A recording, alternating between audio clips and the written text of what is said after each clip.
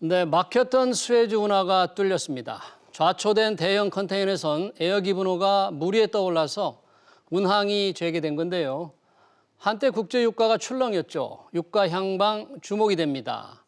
곧 있을 오페크 플러스 회의와 하반기 수급 상황도 점검해 보겠습니다. 에너지 전문가죠. 김희집 에너 아이디어즈 대표 모시고 유가 동향 알아보겠습니다. 김 대표님 어서 오십시오. 반갑습니다. 안녕하십니까.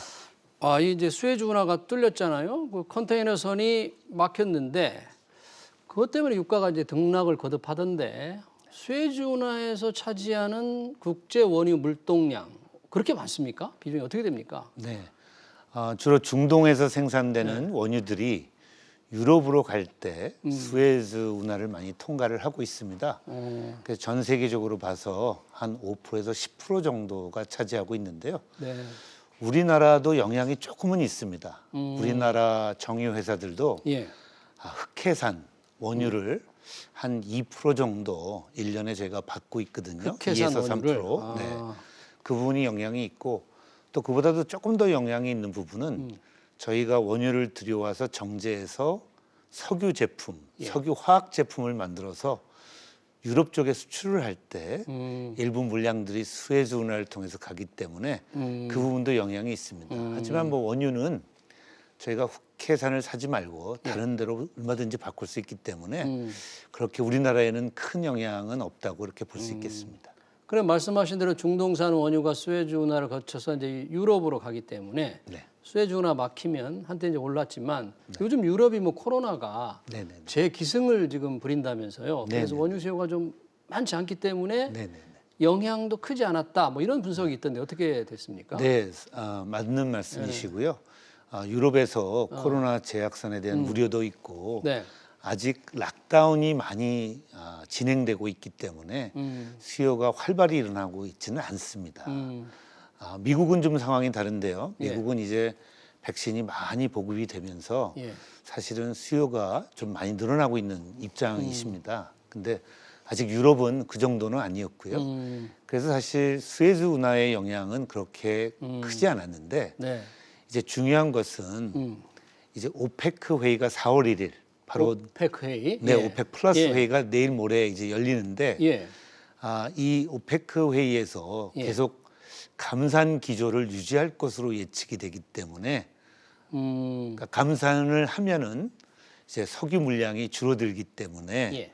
아무래도 가격이 상승되는 효과가 있어서 가격이 더 떨어지는 부분이 좀 덜 떨어지는 쪽으로 시장에서 기대를 받게 됐습니다. 지금 현재 감산 규모가 어느 정도 되나요, 지금? 지금은 이제 오펙에서 예. 사우디아라비아를 중심으로 예. 감산이 이루어지고 있는데 예. 특히 1월 달에 예. 사우디아라비아가 추가로 100만 배럴을 더하였습니다. 100만 배를 더 해서 감축을 했다는 얘기죠. 예, 그래서 예기치 않았습니다. 사실 작년 1월에는 올해 1월이죠. 예. 올해 1월에는 이제 경기가 살아나는 입장에서 예. 사실 다들 증산을 하리라고 생각했는데 사우디아라비아가 그 오페크의 종주국으로서 예. 리더로서 자발적으로 100만 배럴을 감축을 했습니다. 예. 그래서 유가가 갑자기 좀 뛰어오르는 그런 현상을 겪었고요. 또 그 뒤로 있는 여러 가지 상황들이 지금 유가를 최근에 한 2, 3개월 동안 20-30% 상승시킨 그런 요인으로 작용이 돼서 이제 60불대 초반으로 유가가 사실은 어떤 면에서는 급격히 아직 수요 증가가 일어나지 않았는데도 급격히 발생한 그런 상황이다. 이렇게 말씀을 드릴 수 있겠습니다. 그러면 4월 1일 오펙 플러스 회의에서 그런 사우디의 감축 기조가 좀 그대로 갈 거다 이런 전망이신가요? 그렇게 많이 예측이 되고 있어서 예. 많은 분들이 예측하기에 예. 사우디아라비아는 70불이 되기까지는 70달러. 네, 그 정도까지는 감축 기조를 유지하지 않을까 이렇게 예상이 되고 있습니다. 그래서 사실 근데 알 수는 없죠. 어느 날 돌변할 수 있고 네. 이게 사실은 외교 관계상 러시아와 좋은 관계를 유지하면서 이런 것들이 진행이 되는데 만약에 뭐 그런 관계가 성립이 안 된다면 또 돌변할 수도 있습니다. 네. 하지만 지금 예측은 70불 될 때까지는 사우디아라비아가 감축 기조를 유지하지 않을까. 70달러가 배럴당 어느 유가 유종을 기준으로 한 건가요? 뭐 국제시장에서는 국제시장- 브렌트와 WTI를 많이 쓰고 있는데요. 브렌트요? 네, 예. 둘 다 선물인데 예. 이제 유럽과 중동에서는 브렌트를 많이 쓰고 브렌트. 미국에서는 이제 WTI를 많이 쓰고 있습니다. 네. 근데 뭐 두 개의 가격 차가 한 3, 4불 뭐 이 정도니까요. 예. 크게 봐서는 그렇군요. 뭐 거의 같다고 보셔도 되겠습니다. 그러니까 올해 연초에 이렇게 올랐다가 지금은 유가가 어느 정도 조금 안정돼 있는 상태라고 볼 수 있습니까? 긴 트렌드로 볼 때는 어떻게 네. 평가를 할 수 있을까요? 원래는 유가가 좀 많이 올랐다가 예. 1월 달 사우디 감산으로 통해서 네. 상당히 올랐다가 사실은 조금 내리는 모습들을 보여주다가 이제 수에즈 운하 사건도 좀 있었고 내려가다가. 그게 뭐 어떤 기폭제가 된 거죠. 예. 근데 이제 오펙 플러스 회의가 내일 모레 있기 때문에 이제 그거와 맞물려서 이제 유가가 이제 더 오르지는 않고 안정적인 모습을 보이는데 사실 지난 2, 3개월간 올랐던 가장 핵심은 아까 사우디의 감산도 있지만 예. 사실 미국 중심으로 인한 백신의 보급이 네. 이제 경기 회복이 본격적으로 이루어질 것이다. 아, 경기 회복에 따른 수요 증대의 기대. 네, 아. 그게 사실 시장에 먼저 반영이 되면서 지난 2, 3개월간 유가가 오른 그런 네. 부분이라고 생각을 하고 있습니다. 사실 미국은 지금 백신을 보니까 백신 거기 굉장히 빠른 속도로 되더라고요. 네. 저 국민의 한 90%가 거의 3, 4주 안에 다 90%가 접종을 한다는 건데 네. 그러면 미국의 수요 등을 감안해서 하반기 전체로 국제 원유 수급 동향을 살핀다면 어떻게 전망을 할 수 있을까요? 네. 수요 부분은 네. 코로나19의 극복에 달려 있습니다. 코로나19. 지금 말씀해 주신 대로 코로나19에 대해서 뭐 여러 가지 의견이 있는데 예. 우선 기본적으로 미국은 상당히 백신을 통해서 극복을 해가는 모습이고요. 예.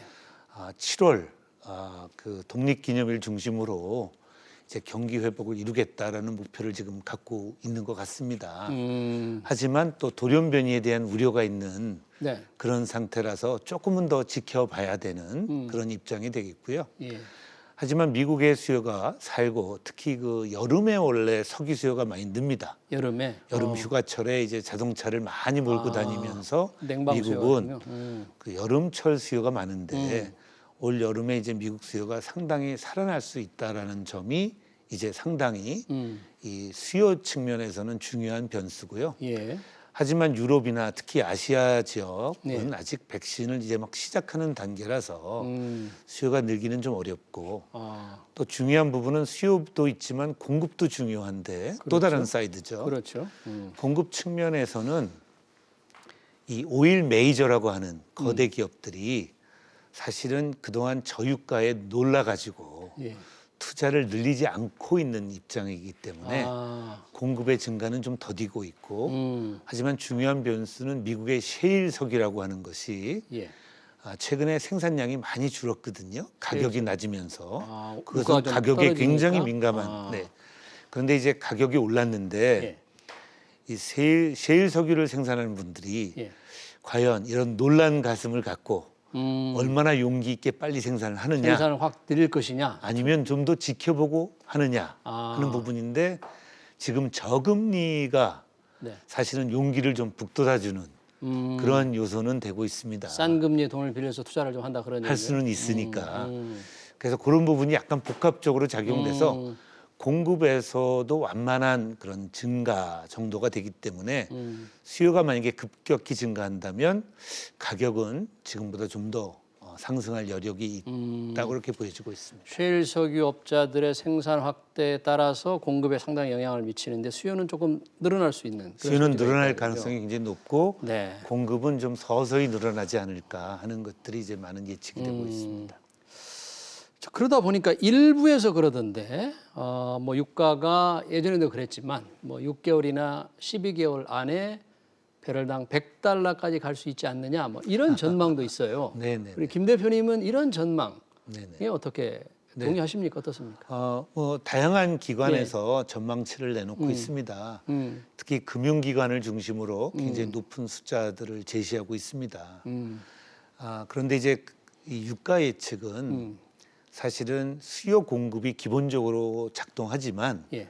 돌발적인 변수에 의해서 또 변화하는 면도 많이 갖고 있습니다. 예를 들어서 중동에 예기치 못한 사태가 일어났다든가 또 이 코로나19의 과연 극복이 얼마나 빨리 될 것인지 또는 이것이 천천히 돼서 또는 돌연변이에 의해서 오히려 재확산이 된다든가 이런 것들이 복합적으로 작용할 것이기 때문에 사실 예측은 굉장히 어려운데 예.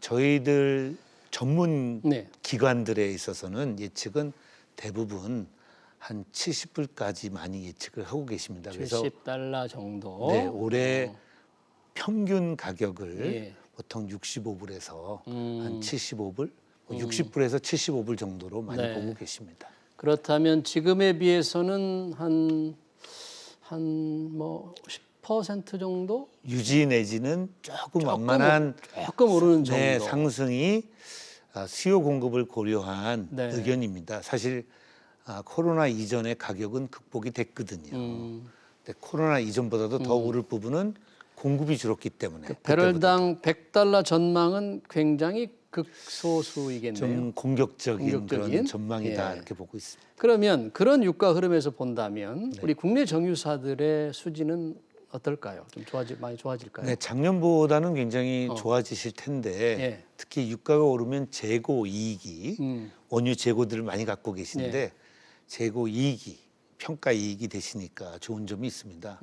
하지만 이 정제 마진이 결국 중요합니다. 정제 마진이란 원유를 사서 예. 석유 제품들을 만드는 그 마진입니다. 그 예. 차이.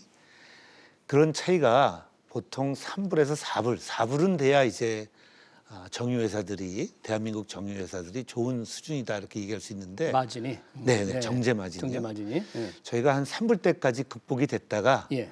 다시 최근 몇 주 사이에 1불 50 이하로 떨어졌습니다. 다시 떨어졌어요? 네.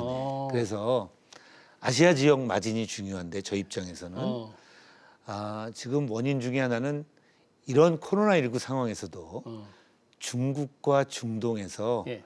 100만 배럴 조금 안 되는 정유 시설들이 들어섰습니다. 정부 시설? 정유 시설들이 시설이. 이렇게 그래요? 원유를 정제해서 석유 제품을 만드는 정유 시설들이 오히려 예. 추가된 그런 상황이 대한민국 우리나라 정유 기업은 좀 어려움입니다. 조금 어려움이네요. 그래서 아직 힘든 시기는 다 안 끝났고 아직도 좀 지원이 필요합니다. 우리나라 기관 수익이 좀 많이 늘어나는 줄 산업으로서. 알았는데 항상 그렇게 안심하기는 어렵군요. 네, 재고 평가 이익은 늘었지만 어. 정제 마진은 아직 좀 예. 더 기다려야 될 것 같습니다. 네, 알겠습니다. 잘 들었습니다. 시간 관계상 여기서 마쳐야 될 것 같네요. 국제 유가 동향, 국내 정유사들의 수지 상황에 대해서 잘 들었습니다. 지금까지 김희집 에너 아이디어즈 대표입니다. 고맙습니다. 감사합니다.